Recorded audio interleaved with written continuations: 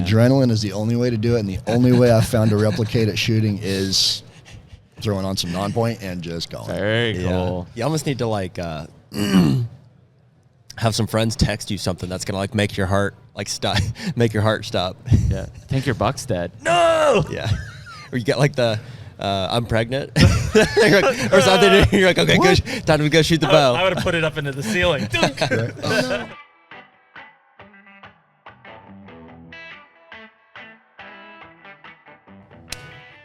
And we're back.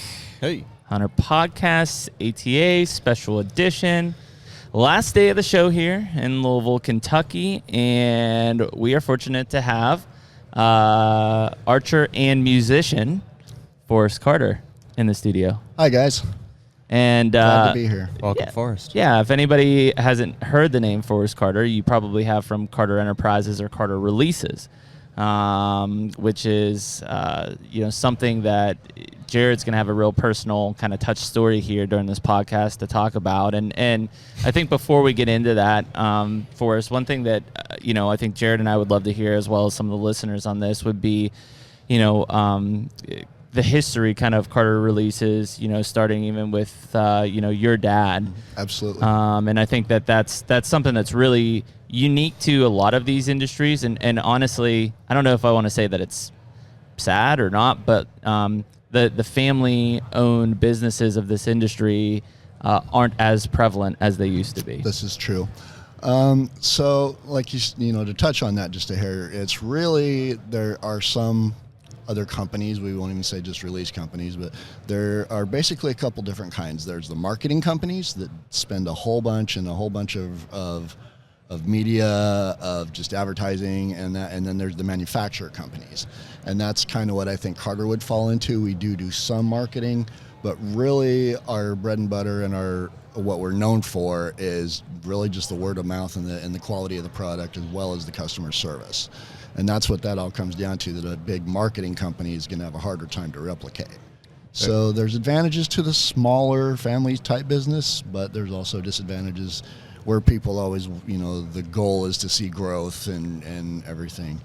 We've grown, as far as sales, quadrupled, literally 400% in the last 2 years. Holy cow, man. And only had to add 3 other assemblers back at the shop. Wow. That's it. So we're not really, again, a marketing company, and would we want to be? Well, my dad and my stepmom who run the company, they're satisfied with where they are, and we're satisfied with where they are. And yeah. It allows us to come do this. Well, and you guys have made some relationships that have probably helped with that. You mentioned John Dudley. Yep. And Knock On. Obviously, that's a huge, a powerhouse. So we'll start with, because he's going to be key in this too, but we'll start with, so Dad, when I was just a mere boy in 1986-ish. Me too, brother. Right. He, even before that, when I was even 5 years old, which is back in the 70s, so that dates me. But back then, he was competing, but he wasn't. He was an automotive machinist, is where he first started out, and he was shooting archery on he got competitive, but he never did get competitive in a pro level. He does hold a Idaho state record that can never be broken because it was a perfect in the amateur class. I guess you could call it amateur back then, and so he did that, and then for a long time, he got out of it and started doing triathlons and working on his body. I don't know, I think he's done one Ironman, but he was really into it for a long time. Quit archery and started doing that. Some cool stuff happening in the state. Yeah. Okay. So then when he came back to archery, he went ahead and got back in, and the same release aid technology was still out there that had never changed. The most popular one was those old 3-finger hot shots. Okay. The big red ones with the rope loop on them, and that was it. And he's like, I can make a better one than that. And so he decided to go to a place called Wild Archery, which is over there in Idaho. And D. Wild, professional archer, was the guy that owned and ran that. And D, back in the day, I probably couldn't even count how many world and world national championships that D has gotten in his career. His kids, Rio Wild. I was going to ask, is that Rio's dad? Yeah. Yeah. So Rio's dad and Logan's dad is pretty key with the way it started, because Dad went into D's shop and he says, I can make a better one. D said, okay, show me. So dad went back to his little automotive machine shop there in St. Anthony, Idaho, population 3,000. And when was this for? This was approximately 85, 86. Okay. Wow. Maybe even 87. But he went back and spent literally 48 hours straight. He did not come home on a little hand crank 3-axis milling machine and cut out steel internals and aluminum cases and took the prototypes to D, and D said, yeah, this is better. And that started it. So from there, he got a little Dynamite 440, little 3-axis milling machine, put it in his shop, and started production in '89, which the Vegas shoot, the World Archery Festival, as it's called now. Yep. He went and took his first suitcase there in '89 in February, because it's always in February of '89, or February of the month, and took a little briefcase full of releases and just walking around, sold out within an hour and a half. Was gone with the stock. And what kind of release was that first one that you made? That very first one was a handheld thumb trigger. Okay. Okay. And that's like the one you sold me, right? Similar, Ultimately? yep. Yep. Which is the wise choice. That's the one I'm shooting. Correct. Very cool, man. So that model started, and then between Dad and D working together to get the name out there, just by word of mouth, he was able to quit his automotive machining, which of course grinding crankshafts, valve jobs, head jobs, all that, which I worked there too. So that's another thing I can do.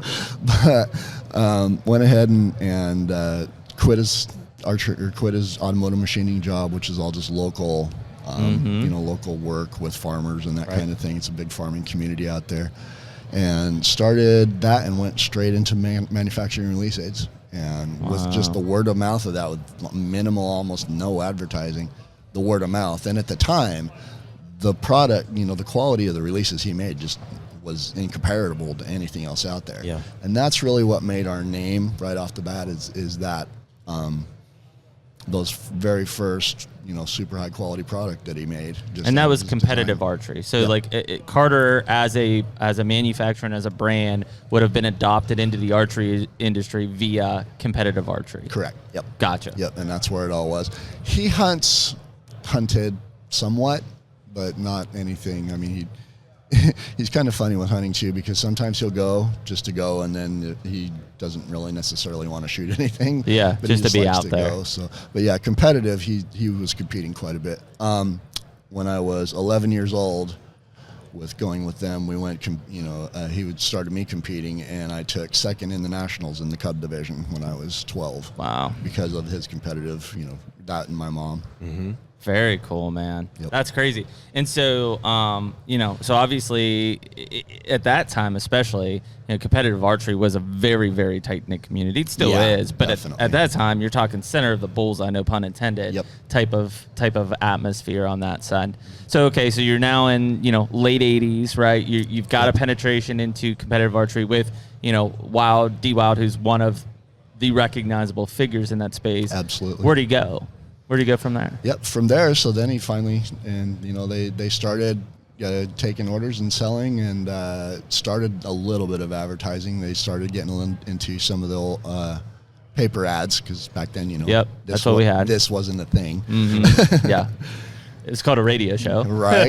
Not even radio. I mean, just paper ads, and started doing that. And of course, the more people that started winning right off the bat, the more they grew, and then Dave Cousins is another. Oh, yeah, we know Dave. Dave is the longest shooting Carter staff shooter. Wow, still is. Yeah, the guy's like 100 years old.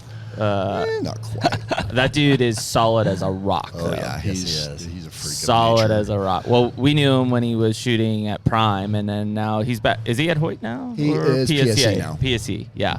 Yep. So yeah, we have Dave, but yeah, Dave's one of those guys that, if you follow the tournament trail, like Dave Cousins is a name that consistently is there. And in the back running. then, when Dave was younger like that, that was his heyday. That's when he just started racking up all the national and world wins. And of course, he's using our release. So, yeah, Dad's philosophy on marketing with that is get the product into a few key people's hands, but it's finding those key people that's able to do it. And from that, we've been able to continue, which is kind of where Dudley comes into this.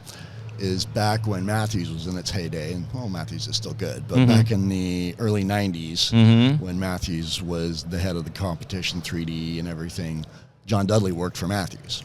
Okay. And Dad got connected with Dudley through one of his buddies, Jim Bath, who lives in Kansas, and started talking there. And through that, Dudley is, and not going to lie, Dudley is an absolute marketing guru. Always, For sure. Always has been. I mean, back with Matthews, sold over $3 million of bows in Europe alone. Wow. To, distributors in that, and before he left and started doing his own thing.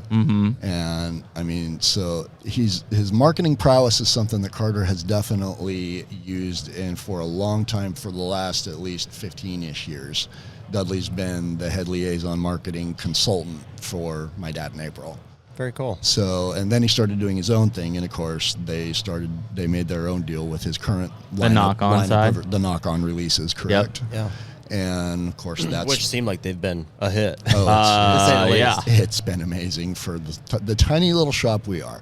We have one full-time assembler, one full-time designer mill head, and then one full-time mill operator, 2 part-time assemblers, 1 full-time shipping office manager, her part-time assembler or her part-time help, and me. Wow. And that's it. Yep. Dad and April do the design, and April runs, my stepmother April runs, of course, all the treasury, the secretary, not secretary, but treasury, and accounts payable, receivable, all that, all the advertising, all the budget. Wow. So that's it. That's all Carter is. We have one tiny little, I would say a 1,500 square foot shop is all we have. Yeah. That's it. So as far as like competing with other release companies, we just don't try. Well, but you're your own thing. Yeah, exactly. And whether your dad knew it or not, he was doing influencer marketing before it was influencer marketing. Exactly. And effectively, because there's a lot of brands in today's industry that do influencer marketing and they don't do it right. Obviously, you, and even with the relationship with a John Dudley and Knock On, that's doing it right. Yep. Exactly. And I think that what that allows, though, is I call it almost like a controlled chaos. Because when you do something right, whether it was with a D-Wowed or a John Dudley in this case, it's going to explode. Yeah. But it gets to a point, like actually right now, with the marketing thing, it gets to the point where it almost becomes a monster that you can't control. That's where the controlled chaos comes in. Right? Like where we're at now, this is the first year we've ever been back ordered.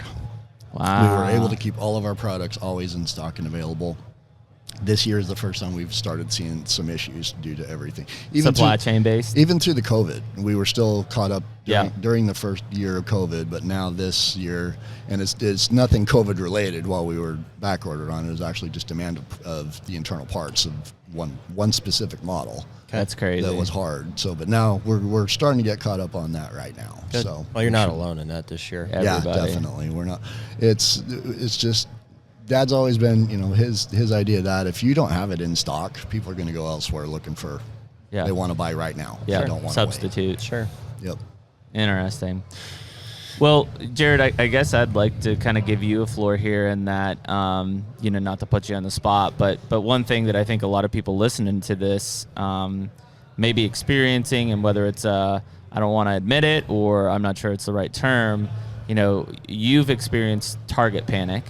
And we've talked about it on this podcast at length. And you connected with Forrest here. Yeah, that was the way that our paths crossed, actually. Yep. That was, I want to say at this point, 2020, maybe 3 years. 2019? Yeah, 3 years ago. Yep. And it was the year that I missed 2 different bucks in Kansas.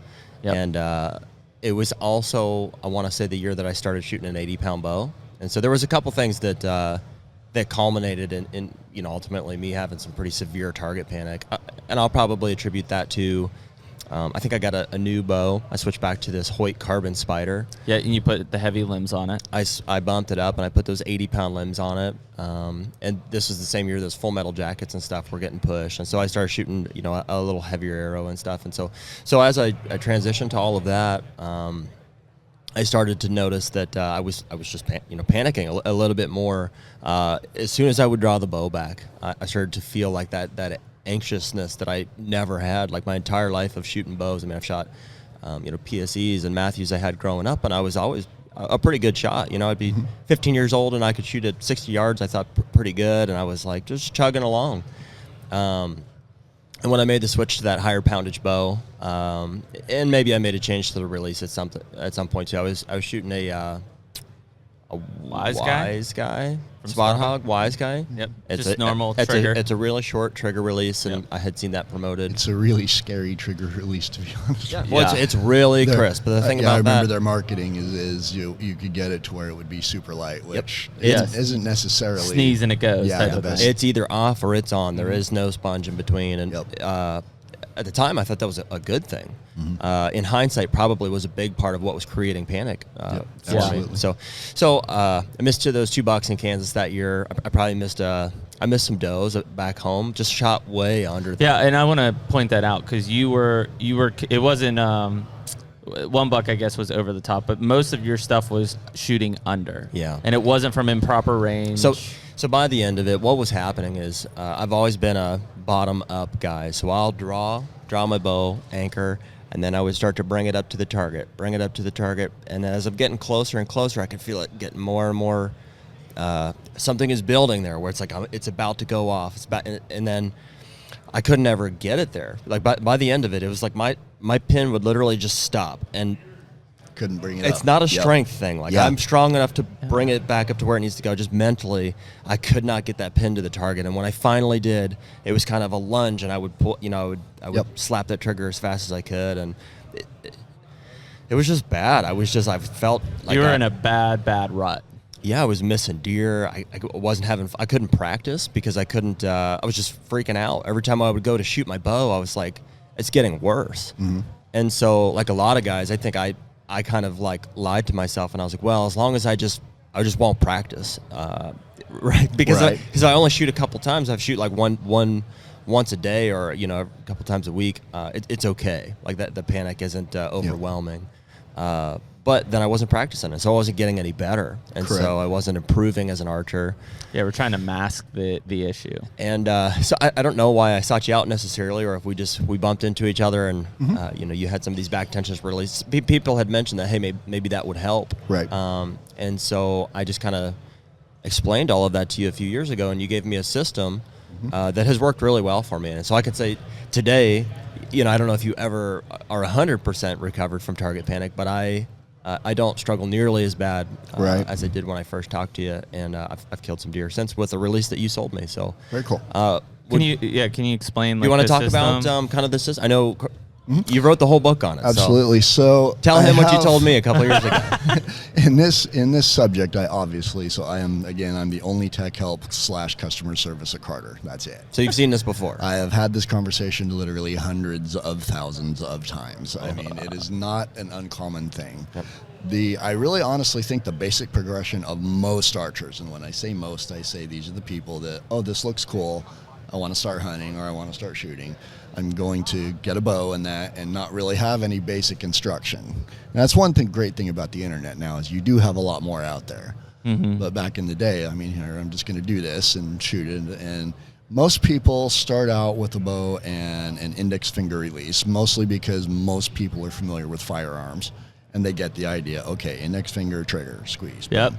So, and that's great, but they don't realize, and with archery, unlike a lot of people don't have the proper firearms training where they learn trigger control and the slow squeeze and how to manipulate a trigger to where you're not consciously pulling the shot. Right. And so with archery tackle, they're just, getting on right in the middle, wham, and they hit it. And it goes right in the middle. And for a long time, that enforces their thoughts that this is right. This is the good way to do it. I'm hitting the middle. I'm getting the result that I want. The problem with that is through time doing that, and just like firearms it the same way, if you start doing that, eventually you will start ingraining a subconscious glitch into your shot execution. And that's the other part is people don't realize is this is a discipline. It's an execution discipline. of shooting anything, but especially with bows, you are so fine-tuned with everything that a little mistake really magnifies itself as compared to firearms. Yeah. I mean, you can take a rifle and still hit, and I mean, you can still hit still decent. group. But with a bow, after a while, it really starts to get to where you start ingraining this subconscious glitch into your system. Yeah. Through time, it manifests itself in a couple different ways, like the one you had, especially, it's called freezing. And a lot of people, especially like which is really common, right? Yeah, That's it's the most very common. Yeah, the most common is just the flinches, probably. Okay. And the freezing is a different manifestation, and yeah, but all of it's completely mental. Of course, it is all 100% glitch in your subconscious. Golfers call it the yips. It's the same exact thing. Okay. It is the same exact mental process of what happens. And the only way, like golfing, to get the yips out, you've got to reprogram your swing. You said yips? The yips. Yep. Interesting. I hadn't heard that. Yeah, because we don't golf. That's like flinching before the swing? Tin Cup with Kevin Costner. Oh, yeah. When he... Yeah. With all the contraption that he has to get that out, it's the same exact mental process. Gotcha. Yep. And it's just a different discipline, different thing in his hands than a bow. Yep. And it gets to a point where it manifests itself, either that and then the flinching, to the point where continuing with it, like you say, it can be extremely detrimental to any kind of mental process. And yes, you just end up getting completely frustrated. You end up getting to where, a lot of people quit because of it. And so being a release manufacturer, right off the bat, a lot of people come to the release manufacturer and say, this is what's going on. What do I do? What release will help this?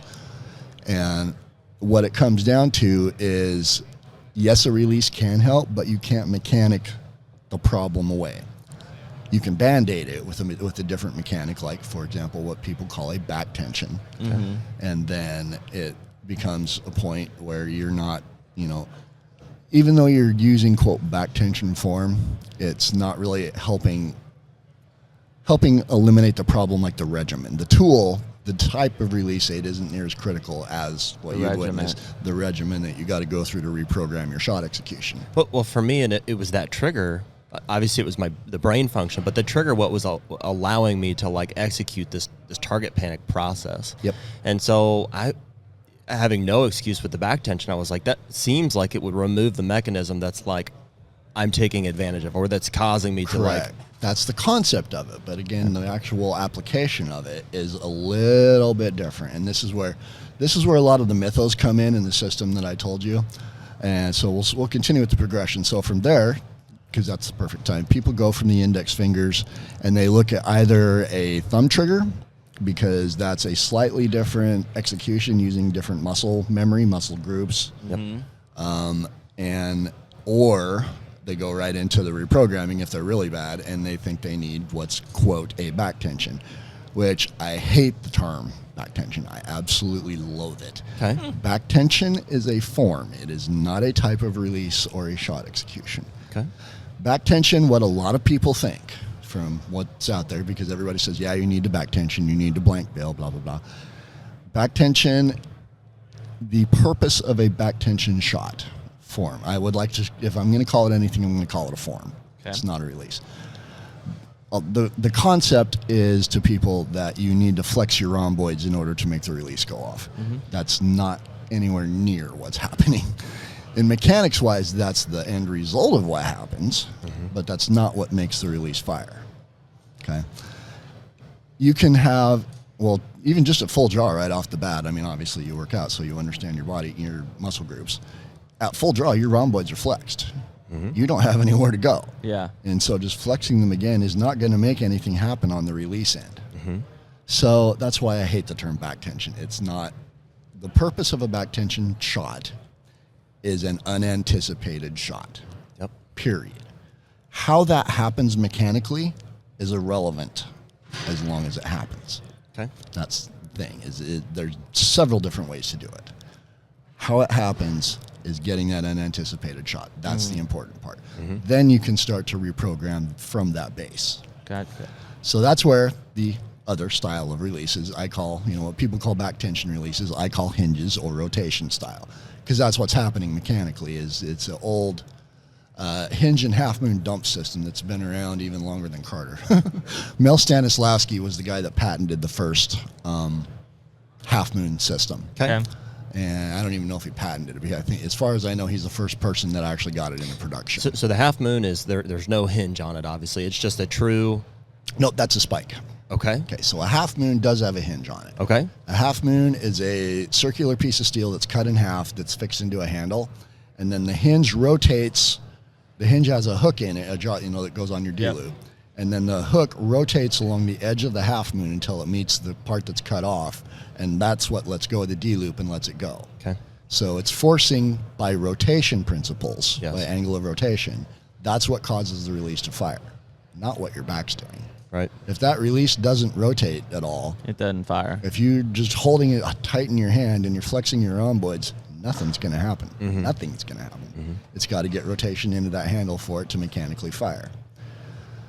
So that's the hinge and what most people call back tension. Then there's lately that people have come out with. I'm not going to say we were the first to come out with a resistance activated, but we were one of the first to do it effectively. Yeah, these things scare the crap out of me. Yeah, and that's what's called the evolution, and it works on a sear system similar to a thumb trigger or a sear type release, and that you set it for an amount of weight heavier than your holding weight, so that way when you apply the safety, get back and anchor, let off the safety, and start pulling through, it builds up the tension to where it will exceed the amount of what the release is set for, heavier than your holding weight, and that's what forces the unanticipated shot. Yeah, makes sense. Have you seen these? And so is that in effect like when people say like I'm trying to tear it, I'm trying to like rip? Right, and that's where the pull comes in, because yes, that one is activated by resistance. Yep. And you can sit there and just aim all day, and again, nothing's going to happen until you actually apply apply the pressure, and it comes and it meets that amount and sets the release off, forcing again the unanticipated shot. Those are two different methods, two different mechanical methods that works in of back tension. Gotcha. Okay. A thumb trigger or a resistance, a thumb trigger or an index finger trigger, the same exact principle can apply. Yeah. So it is effectively a back tension, because when I'm at full draw, your back's already flexed. Yeah. Exactly, which is why I hate the term, because that's not what's happening. Okay. With the thumb trigger or index finger, you can do the exact same thing and acquire the exact same unanticipated shot as long as some criteria are met. The first off is, like you said, it's with and not knocking Spot Hog. They're great guys. They've come out with some great stuff. Mm-hmm. The Wise Guy, and especially, anything that, like you say, is set light and hairy, you're not going to get felt movement in the trigger, which is one criteria that needs to be met. You can't have any felt movement in the trigger at all. Yep. If you do, then that's that. In your shot execution, you should only consciously be aiming. If you're at full draw and you're aiming on the target and you come back to think what your hand is doing to fire the release, your shot execution is interrupted. Yeah. Mm-hmm. I mean, you can only, as the discipline goes, you can only focus on your shot. That's it. You're subconsciously, that's all you can do. Mm-hmm. Your mind cannot split like that. If it does, then you're a pretty impressive individual. Yeah, right. But yes, consciously you can only do one thing at a time, and your only thing on shooting should be aiming. The release should happen by itself. That was a massive revelation for me. Yeah. So back when I was going through this, it was like, how do I get to that? It was draw, anchor, aim, shoot. And I was like, that shoot thing was where I was losing it. I was like, I can't do that part of it. That's where I would lose it. And so when I realized that you don't need that fourth part of the process, it's just draw, anchor, aim, and bang. And then when it goes off, that part shouldn't be part of the process. And people talk about, just a quick part on that, people talk about follow through and the importance of follow through. Who cares what happens once it's gone? All right. You can't stop it. I mean, you can do whatever you want. What's done is done. Well, and that's a real interesting thing, because like when you hear people talk about form, would be how I would, I guess, relate it. Yeah, they're uber critical about, if your form's not right unless you're following through on that, and it's like, but by that point the arrow's off and gone. Exactly. It's already history. So your shot execution, and this is something Dad got into me at a very early age. Your shot execution is the most critical part of your shot. Mm-hmm. You can be on target and execute and screw everything up with your form, but the release goes off that subconsciously, because that's, of course, where all your skill comes from. In no matter what sport you're doing, free throws, baseball, golf, all the muscle memory and your subconscious taking control of that shot is what causes that projectile to go where it needs to. And you can't control that. You can control where you aim, but you can't. You try to control that, and it doesn't work. Right. So all that, comes down to so the trigger part. The other part of that is not just the felt movement, but then the next part is you have to be able to adjust the tension of your trigger, whether it's index finger or thumb, to where you can get around it, index finger, for example, until you can get around it, locked in, completely around, with your index finger curved around it. I like to turn as if you're falling off of a cliff and there's one finger that saving your life. Not that one. You don't use that one to shoot. I know exactly what you're talking about. Yeah, that one finger. Are you going to want to be out on the tip, or are you going to be the more locked in you are, the less moving parts there are to your shot. The more able to consistently repeat. Right. So from there, it's got to be in thumb trigger or index finger, be able to get wrapped around the trigger, not be tentative about the shot on the setup, and then your execution is all just happens by several different things, but you shouldn't understand or know what's really happening.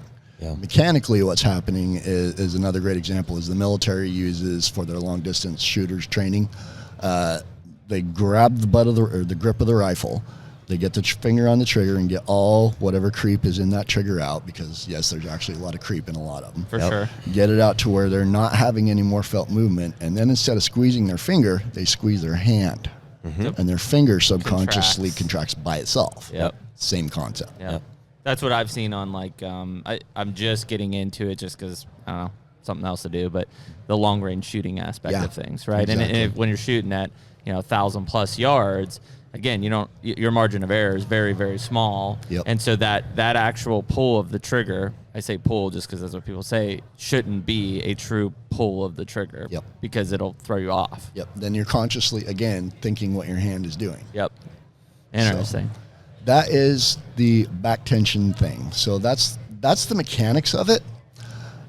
What's happening mentally is the important part, and this is where the regimen comes in.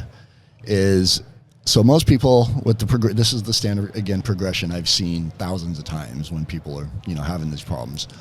The next part is now they know they have a problem, which that's just like anything mental with addiction or anything. The first step, admitting you it. realize that something is not right. Yeah. And hopefully it's before you miss a couple big Kansas bucks.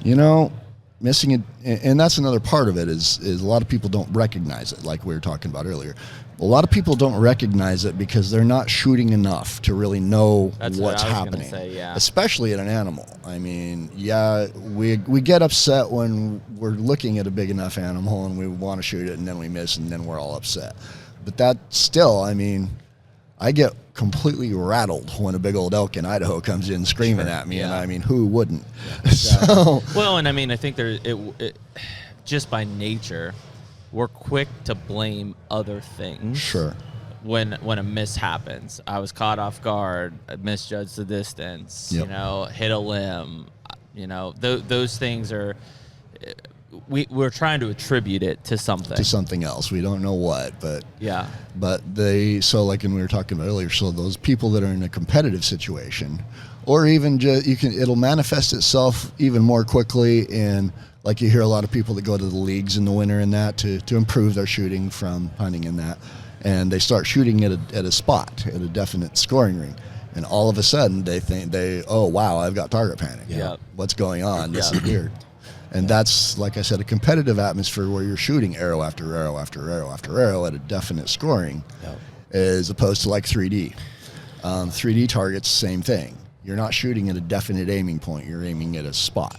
I think that's when I noticed it, because I was shooting at like a Reinhardt booner buck type of a target for a couple of years, and I was like, I can get away with, like, I'm shooting good enough. I'm in the kill it'll zone. Still be lungs, whatever. And so I would avoid those dot targets like at all costs, because I'm like, I can't shoot at those. Exactly. It will manifest it'll manifest the symptoms much faster that way.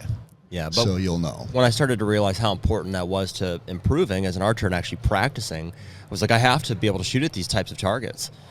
And that's when my target panic really grabbed a hold of me, and then I was forced to address it at that point. So exactly. And I'm curious. So my symptoms were inability to get the pin to the target. I could. And you called that Freezing. I was freezing. Yep. I just really was have a tough time at any distance, even really close, even at 10 yards. I just, for some reason, I could not get So it. weird. That last couple inches, the bow became so heavy to me. Yeah, your mind is basically saying stop. Wow. And It would not allow me to get it to the target. And I guess, Forrest, is he just trying to kind of dissect that a little bit more, especially for anybody that may be going through it? Is his mind trying to switch to the shoot versus the aim at that point, and that's why there's like an interruption? I think it's a exactly. knowing. It's a glitch. It's a knowing that it's going to happen and an anxiety that it's about to. So your brain's almost trying to say, hey, you need to stop aiming because you're about to shoot, and then you can't aim anymore. Exactly. Wow, that is and crazy. that's- You've never experienced this That's at all? No. That's one manifestation, and I love this story because I mean I've shot with D and Logan and Yeah, Rio, yeah. my whole life, so it's no big. You have some good, yeah, good it's company. no big deal. One of D's favorite stories about target panic is Rio. Really? Yes, and this is where people are like, "Whoa!" Well, I'm like, I've watched that guy, and I feel like his bow never moves at full draw. Yeah, Rio. I mean, I don't know how many times he's got 90 X's at Vegas all the way through, never missing a dime-sized dot for 3 days solid, and then the shoot off. I mean, that's amazing. Rio's level of shooting is just incredible. But growing up, he was to the point where Rio Wild would pull back a bow, and whether there was even an arrow in it or not, he would pull back, and his mind would say, "Now." Oh my God! And he'd let it go. I know the feeling. He would let it go. Wow! Without control of anything, he would completely dry fire the bow. Oh my gosh! So That's crazy. I know the feeling. I had the same thing. Yeah, with a regimen like this, that's the only way to get that glitch out. I mean, that's to the extremes that this can be. You're ringing my bell here. So at the time, I was trying all this different stuff. My Uncle Dale's had a little bit of target panic, so he's like, try this, try that. So one of the things that was the hardest for me to do, that he was like, hey, you should try, is I would draw the bow back and anchor and aim and not allow myself to shoot. Mm-hmm. Sounds easy, right? Just let it down. For a while, I couldn't do it. I had to shoot the arrow. Yeah. And I had to like mentally overcome that to where I was like, okay, Yep. the arrow's not going to go off every time. Like I'm not going to let it. Yeah. Absolutely. Sound familiar? That's actually one of the ways that D talks about doing it, but we'll get into that system a bit later. So right off the bat, now we've got it. We know that there's a problem. Yeah. And like you said, you were forced to address it. And fortunately, like you said, you were able to come to me, and I've dealt with this enough to the point where I've done a couple different things. Back in 2015, I wrote an article for Bow and Arrow Hunting magazine on this, and it turned the original title was going to be Target Panic: Cause, Effect, and Cure, but through the editing process, it turned into 7 Easy Steps. Okay. And so what it is there is a shot execution reprogramming system. There are slight variations on the system from different people, but this has been around through the end of time. But what it comes down to is we've already talked about what causes it. The effects of it are obviously devastating, and now the cure. Okay. So the very first thing is, and a lot of people don't want to do this, especially, the archers that have gone, like yourself, that have gone to the 80 pounds, that yes, I can pull it and that's fine. But the first thing you want to do is put the bow down. Stop shooting. Okay. Completely stop shooting. And again, this is where this is to the point, and this is also how I teach students bare bows from the start. I don't even put them on a bow for the first 30 days. Wow. I take some sort of shot trainer, like a Saunders firing line or the right release. Yeah, I bought several of them. Was it because of the 100%. conversation with Forrest? Yep. So for the first 30 days, you're taking a release, and you can do this with any release, again, like I said, but taking one that has no trigger, like a hinge or a resistance activated, takes the trigger out of the equation, so you don't have to start with that. So that's where a lot of people say get a back tension. Gotcha. Get something without a trigger on it that will assist you with reprogramming the unanticipated shot. This is what you have to do. So then you spend 30 days, 30 to 50 shots a day, every day, just reprogramming your shot execution. That's on the trainer, not on a bow. On the trainer. No bow, no arrow, no sight, no target, Yep. just a trainer Just and a release. Sitting at home watching Hunter on TV and just. That's right. That's 100%. That's exactly That's what what I you did. did. I sat on the couch with my wife watching movies, Yep. and every night when we would sit down, I would sit on the couch and I would come to full draw on this trainer and just get to. Yep. For me, so I grew up racing motocross, and I assimilate a release to like a clutch. Correct. You know, and I want to really be familiar, even though I don't want to control that shot sequence. I want to be very familiar with where it's at. I want to know Exactly. how this thing is going to operate. Yep. And that's what that 30 to 50 day sequence gave me. Correct. 30 to 50 days, or not 30 to 50, it's 50 days. 30 to 50 shots a day for 30 days. How long does it take to relearn a habit? I don't know. 30 days. There you go. 30 30 days. 30 now days. you know. Okay. There's a theory that 10,000 repetitions.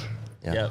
In theory, you could do 10,000 repetitions in a couple days. Sure. You're still not going to be muscle memory reprogrammed. It takes time. Yep. I probably even did it longer than that. I think I just shot that release for 2 or 3 months. Yeah, exactly. Because So- it was the off season. It was that's what you it could would have do. been archery trade show. So it was, January timeframe when I talked to you, and I was like, okay, I've got, maybe it only takes 3 to 5 months to complete the system, but I've got, Yep.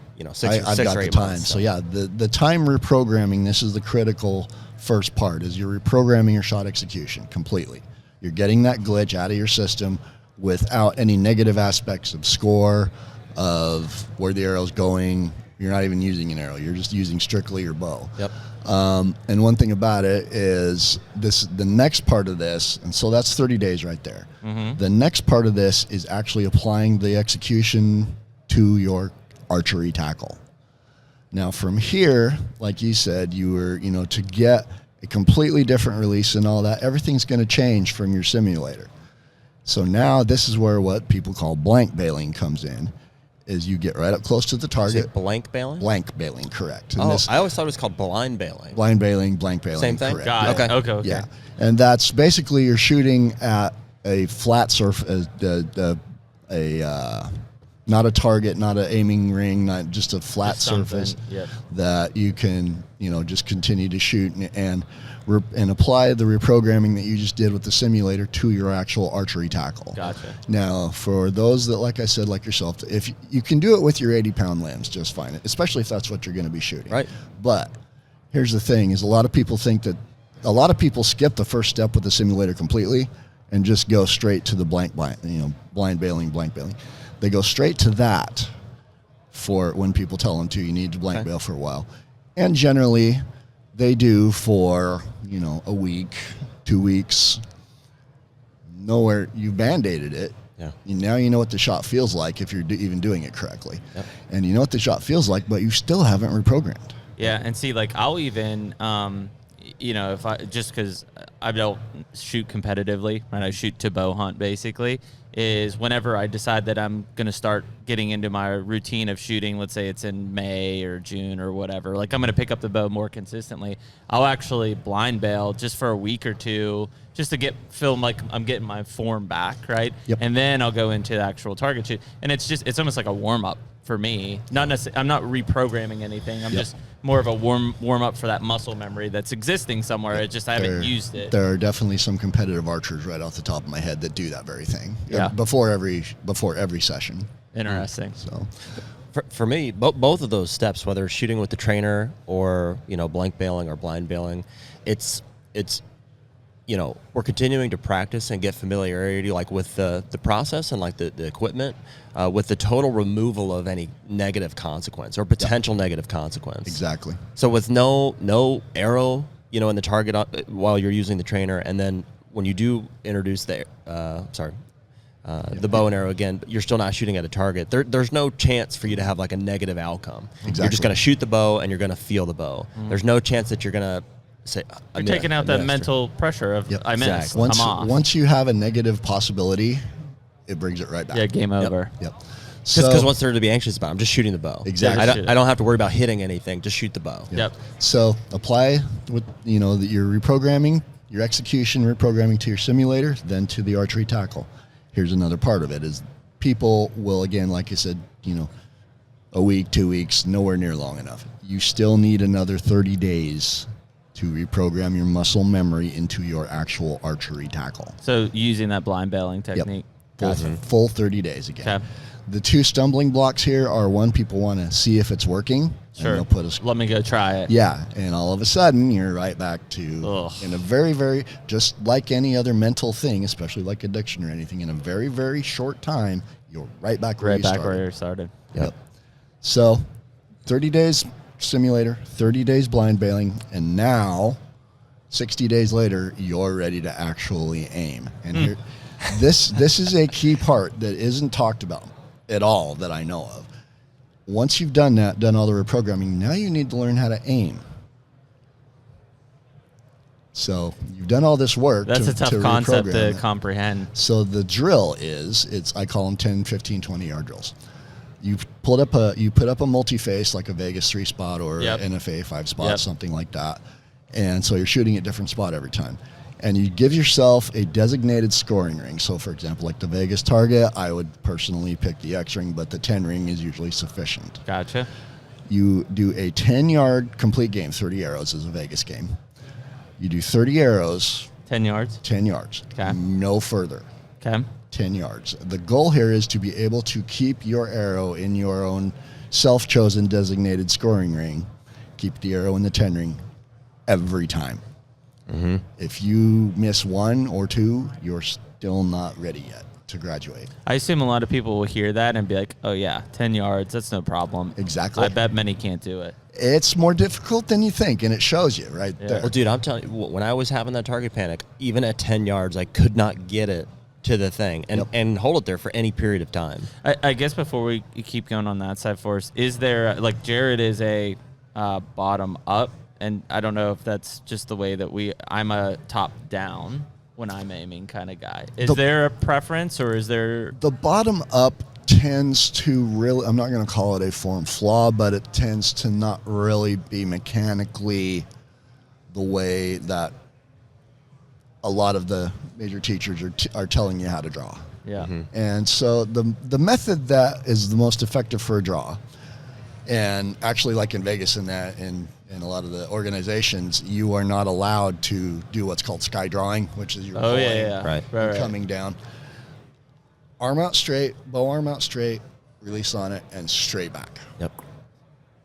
That's what your draw ought to be. Well, and anymore, I wouldn't say it's a bottom up so much as it is get on the target as fast as possible. Okay. I noticed that the longer that I linger, the greater chance there's going to be that I have some anticipation. Yeah, and like I'm saying from my top down, I'm not sky down. I mean, I'm as level as possible, and then but I'm almost always, when I draw, above to come down. Yep. And that's generally what happens a little bit to a point for most archers doing it. The bottom up, what that usually stems from is super heavy bows and pulling down at the bottom. Yeah, coming up. That's usually using the core. Usually where that comes from. So I've tried that top down deal. Just I don't know. I'm like, I don't know why I come from the bottom up. That's just how it seems to happen. If I try to come down on it, I freak out. Really? Yeah. Even. I think where mine comes from, honestly, is just because, again, I'm primarily a bow hunter. And so normally when I'm drawing on them from the tree stand, I am coming down on them just naturally. So that is carried over now into my field and 3D shooting. Yep. Well, and so a pro tip for any kind of shooting, and I'm sure you've probably heard this somewhere before, but even on courses, uphill and downhill shots and that, draw straight first and then bend at the waist. Right. Yeah, see, I've heard that a lot, and that's one of those weird things from, I guess, a form side. Like, guys used to say that if you were sitting high in a tree stand, right, when you're shooting at that deer, make sure you do bend at the waist and it's just, and again, you have to train yourself to do it, because if you try to think about it, you're done. You're just up. And so drawing out straight and coming down, from a stand on a downhill. That's real, because what's happening, or uphill too, is as you're getting back and drawing, if you're not flat, if you're trying to draw this way, your entire distance between your eyesight and your peep sight changes. Mm-hmm. And that's what changes your trajectory. Right. Mm-hmm. Yeah. So straight back. Just don't even worry about, a lot of people worry about, should I come down, should I come up? Don't worry about it. Don't worry about it. Straight back is what you're worried about. Yeah. And acquire as quickly as possible. Generally, you'll be a hair up and come down to it, but and acquire as quickly as possible. The optimum shot window is between 2 and 7 seconds. Yep. Anything after that, and your body starts Fatigue. losing oxygen, Yeah. all that fun stuff. Interesting. Your shot breaks down, blah, blah, blah. And I don't want to jump the gun, so just back me off if we're not at that point. When does anchor points come in to play? Your anchor point should have came in play on your simulator. Got it. Okay. Right off the bat. You're Yep. reprogramming everything. Yep. So, and there's a few different ways to anchor point, but really what it comes down to is what is the absolute most bone on bone repeatable. Yeah. Got it. The more consistent your anchor point is, it doesn't matter how much torque you put into your D loop or how much torque you put into the bowstring or torque. If your anchor point is not repeatable, that's a far worse problem Yep. than putting any kind of torque into anything. And so if I had a problem, that was mine, Yeah. was my anchor point issues that I had. Yep. Well, that's one thing I've noticed, just toying around, going back to a trigger releases. So now, I'm shooting that Carter Wise choice, and it's I've got 3 fingers in it, and then there's a thumb button like this.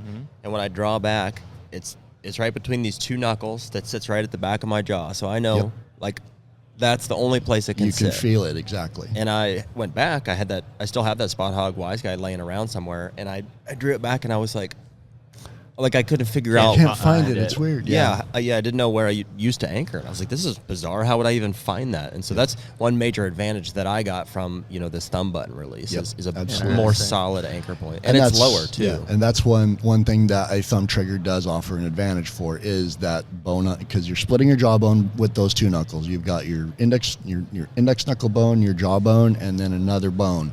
That's what I mean. Bone on bone repeatability. Points of contact. With an index finger, generally most people are taking the top knuckle of their index finger and putting it Under their earlobe or something. right behind their ear or under their earlobe. You got one reference point. The people that just put it up against the side of their face, or the people that take a thumb trigger and just put their palm on their cheek, you're still getting a pretty good chance for variation. Sure, like even just the pressure, your muscle and skin and everything is moving. Yep. Archery, bottom line, archery is a repetition and repeatability ad nauseum. It's just over and over and over the exact same way. Makes you that consistent shot. Yeah. So anchor point. Now back to the regimen. So 10 yards. Every arrow in your 10 ring at 10 yards. Do not graduate or go back to see if it works at a longer distance, because 10 yards, once you do Tempting. It is. The purpose of this is to have your shot execution applied to that you've just spent 2 months reprogramming into actually aiming with it and shooting with it. And now you're scoring. So 10 yards, and like you said, everybody's, 10 yards pretty easy. That's the point. Yeah. You have a goal that, yes, should be very easily doable by the average it should be attainable. archer. Yeah.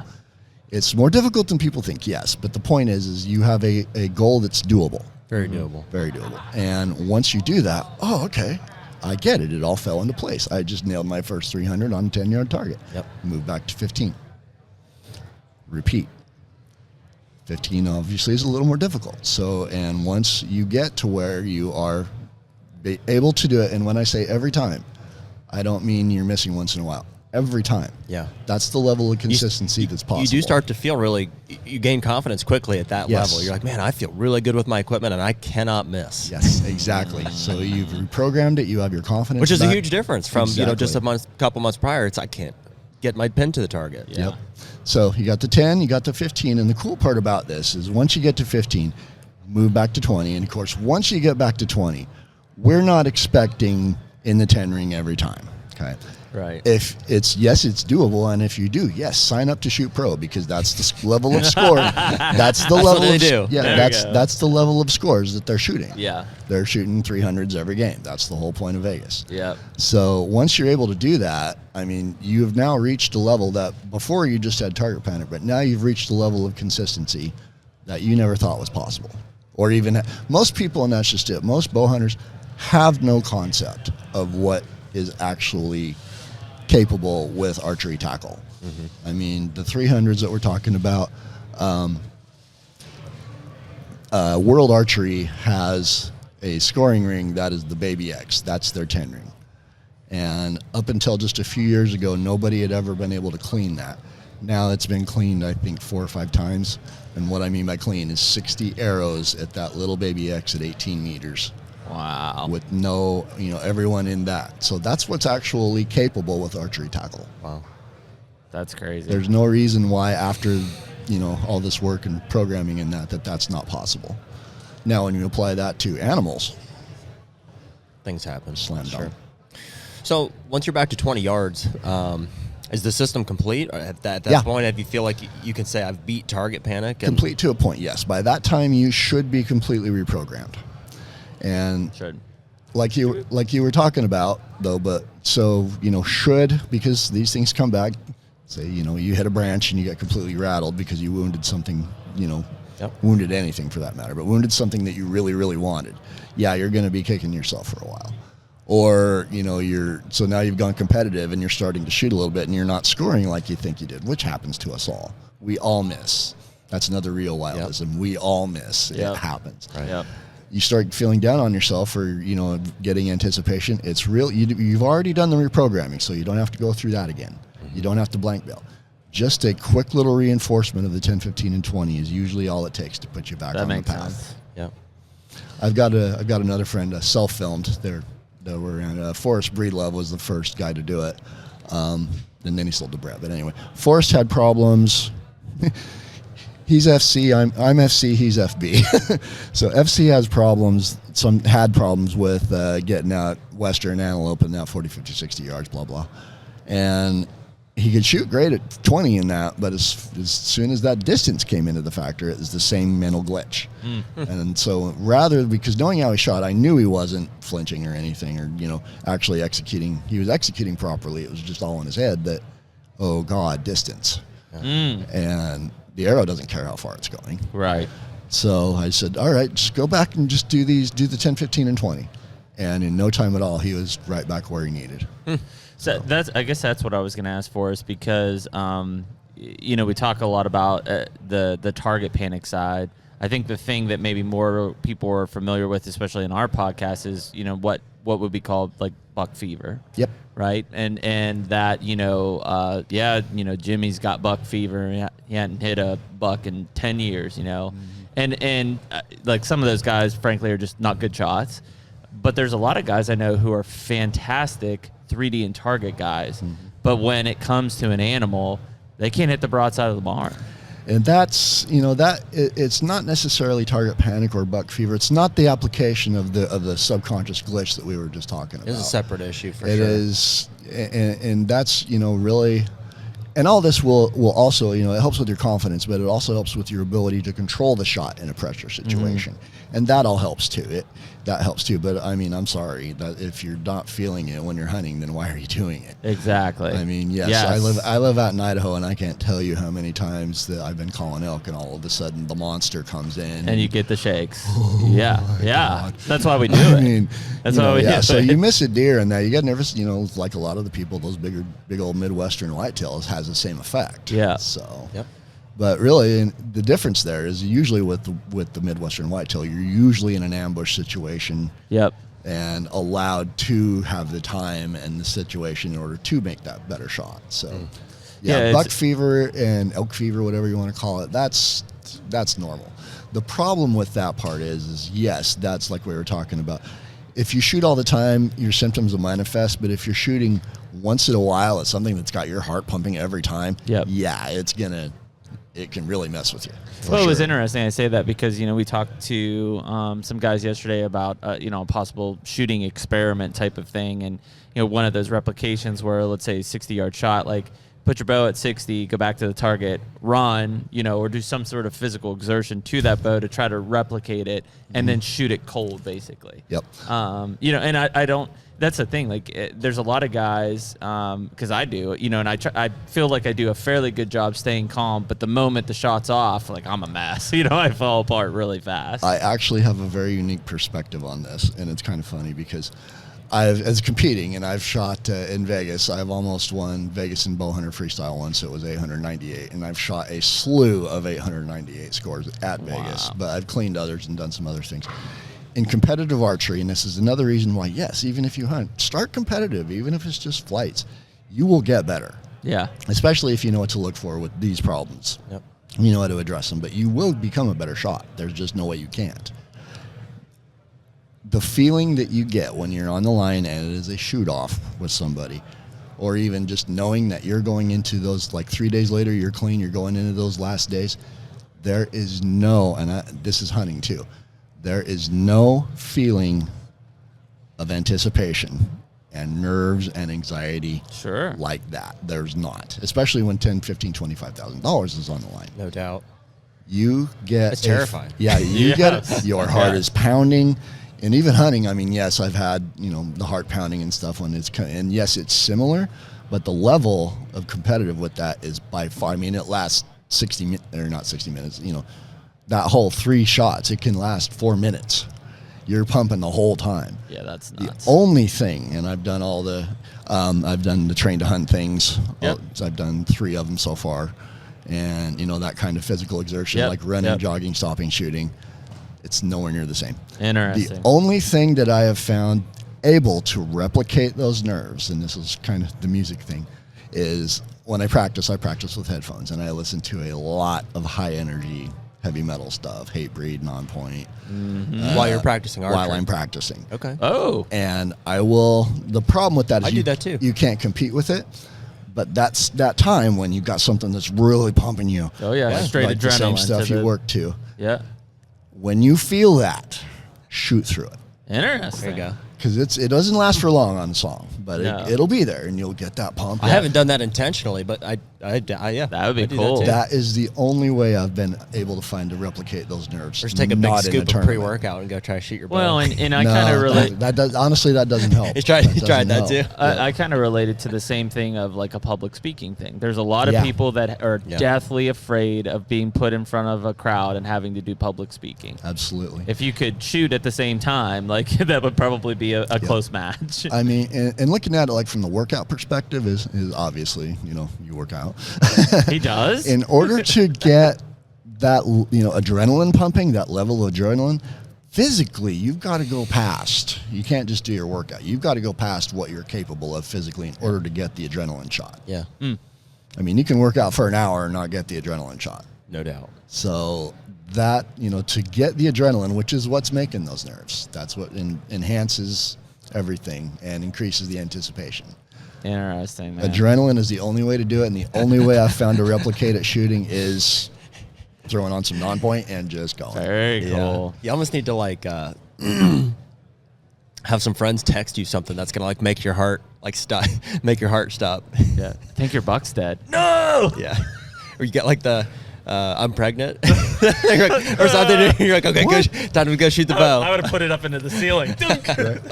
Now go shoot a 12 ring. Yeah. That's awesome. Well, Forrest, I mean, I think it's something that, and I know I kind of supported you in it when you finally said, hey, I've got an issue here. I got to get this figured out. And I know, we were hunting in Kansas together when those misses happened. And it's you do everything in the world to try to support them of hey, man, we all miss, because we'll all make bad shots. We all will miss, no matter how good of a shot you are.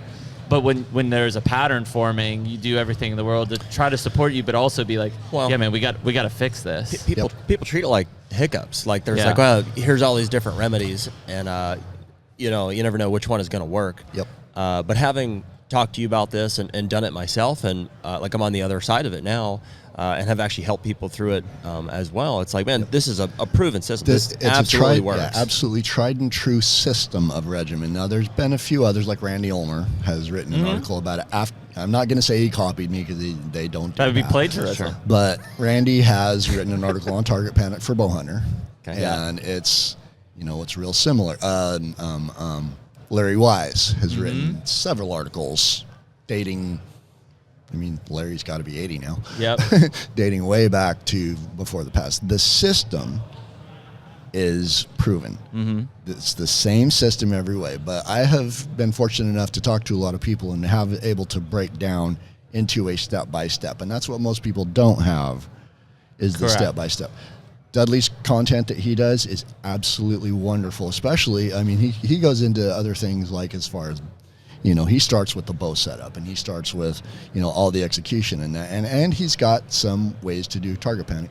The downfall of that is when you are only doing it on social media, there's a lot of stuff that gets left out. That's one reason why I've written the article and, of course, written the book that I've written on Carter releases, and that system is in the book, too. And while I'm on that subject, if you go to, for all the listeners out there, if you want a copy of this article in the system, just go to carterenterprises.com, our website, and there's a contact email on it. The email is contact@Carter Enterprises, but if you just click on the link, it'll get to me, and I will send you a copy of a PDF of that article. Very cool. For free. That's already been published, and it's mine now and all that. I have the PDF, and I can send that. And in this system, I can send to anybody who wants it. Awesome. Very cool. Well, yeah, man, I hope that people listening to this don't feel, the one thing that none of us want in this industry, and it's just humankind, is like you don't want to feel like you're the only one. Exactly. Right? You're on the island. A lot of people like to claim, this is mine, I patented it, I came up with it, I'm the only. This information has been around for decades. Because it's always been a problem. Exactly. It's been a problem, well, since even before me, any word of advice. I mean, I'm sure the Indians went through it back in the day. Yeah, back in the, yeah. Well, I have to believe at some point or another, 90%, if not all archers, are going to experience some form of target panic, I would have to say. Yeah, I would say those numbers are accurate. I would actually even go a little further and say it's probably closer to 98% of all archers. How many do you think will actually attempt to resolve it? Hopefully more after listening to this. Yeah, hopefully more. Less, I would honestly say about 50%. Wow. There's a lot of people that tolerate it. I know a lot of those people. And there's a lot of people, quite honestly, that just quit. I was going to say that just give up completely. Greg Ritz from Hunt Masters TV, and I talked about it. He shoots our release. I've worked a lot with him too. He told me a statistic that when a person stops hunting for 1 year, 80% of those people won't pick it up again. You're done. They quit.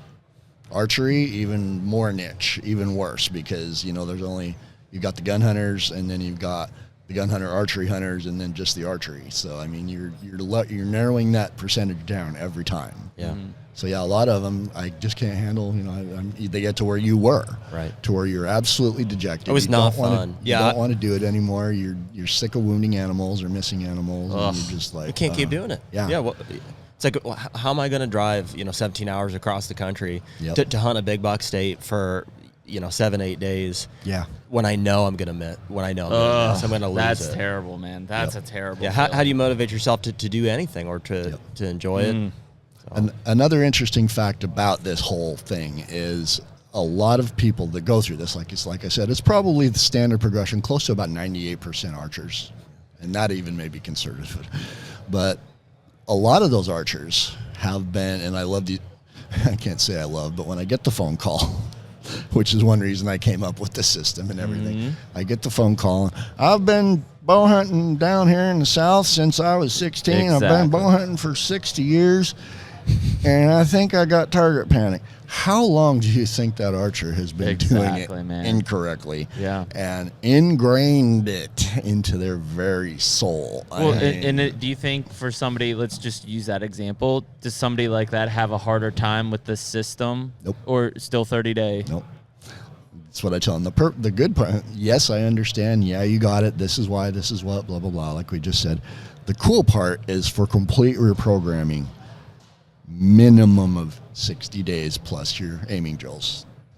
That's all it takes to get out of it. If you've been bow hunting for 60 years and you've been doing it wrong for all of them, that's, now's the time. No matter how long or how ingrained it is, using a regimen for the reprogramming is a lot shorter. Now, you can do this the long way, too, which is just grab a back tension, go back to 20, and just, shoot all the time, every day for 10,000 hours. Yeah.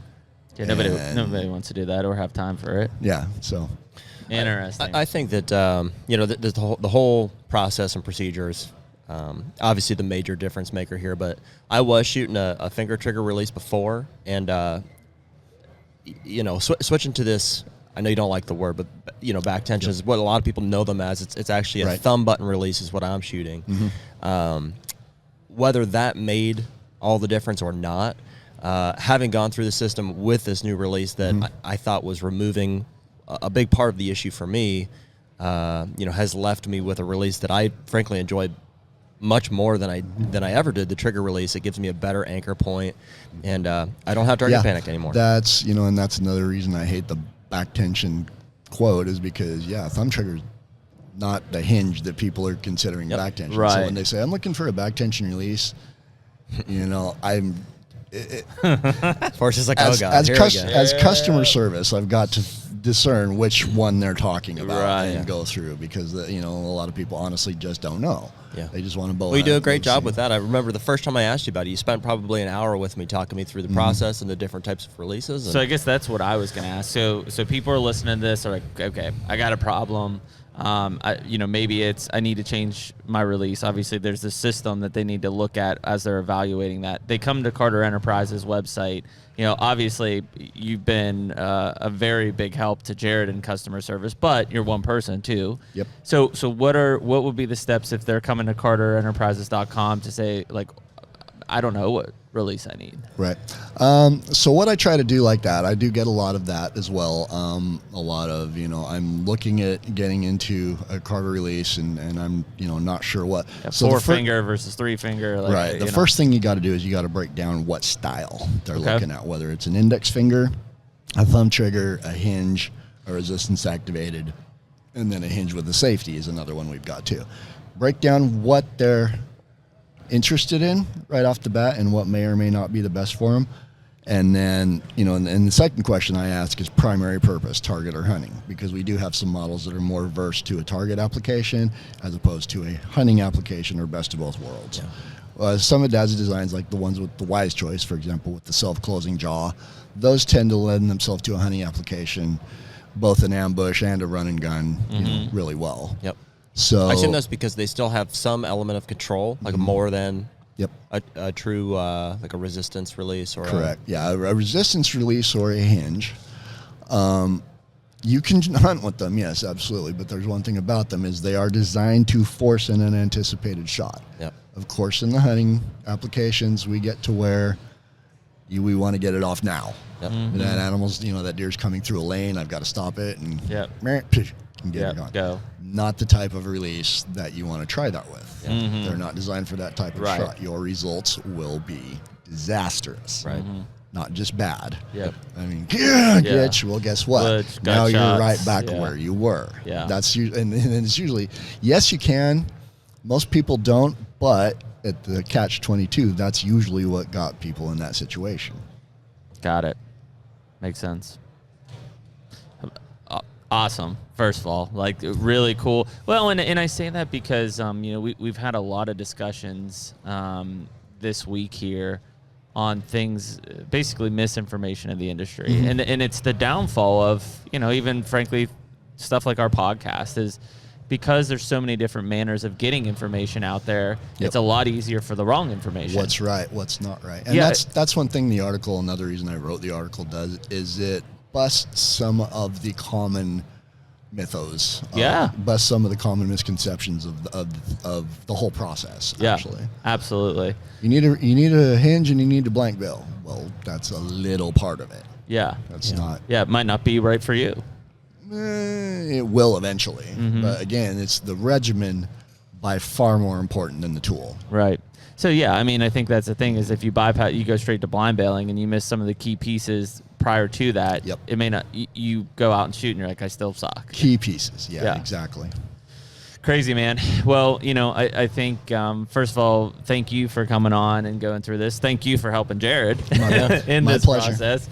As like a close friend of Jared, like it was a tough thing because I didn't know what to do. There's only so much mental support that you can do to him before it's like, well, yeah, man, I can't, I don't know how to fix it, Right. and I think first of all, and kudos to you, Jared, for saying I got a problem. Let me seek out the help to fix it. And now you killed a booner this year. Nice. Congratulations. With my Carter release. Very cool. Right. Yeah, and from my aspect of that, helping Jared or helping, I've helped count, honestly, I mean, I'm not bragging, but I have literally had this conversation hundreds of thousands of times. Yeah. And I'm sure I don't help everybody, but the ones that do are genuinely grateful because they can shoot again. Yeah. I mean, it's just, Yeah. and then. But do you feel it? I'm Yeah. genuinely grateful. Usually, and then the cool part is usually from there, then they start getting into, how good am I going to be with archery? And a Yeah. lot of them start competing. A lot Very of them, cool. It becomes their entire lifestyle Yeah. That's awesome, man. when they were going to stop before. Yeah. Well, it's super critical, from a a personal level to be able to continue to bow hunt and continue to shoot archery. Honestly, we have an obligation. I always say to the animal to be the most efficient, archer as we can be. Things are going to happen, and everybody will make bad shots if you hunt long enough. Things happen. But you got deer move. Yeah. And that's one thing people don't realize. Yeah, they react. Yeah, you can make the best shot in the world, and they drop that far. Yeah. And it's just one of those things That's that not will happen. necessarily a shot execution problem. No, Right. it's not. So, but yeah, I think this is a really big help. So if anybody's listening and has these issues, you can find Forrest and check out CarterEnterprises.com for a lot of the resources. As he said, reach out to the contact button and get that article to start walking through the steps situations. You got at least 60 days in front of you. Yep, at least minimum. Now's the time to start. Now is the time. Yeah, here it is, mid-January. Now is the time to start to be ready for next season. So, Absolutely. Forrest, we appreciate you coming on HUNTR Podcast, and again, thank you for helping Jared get through his issues, and now he's going to be a big buck slayer. Yeah, So my pleasure. Thank you. All right. Thank you, Forrest. Later. Take me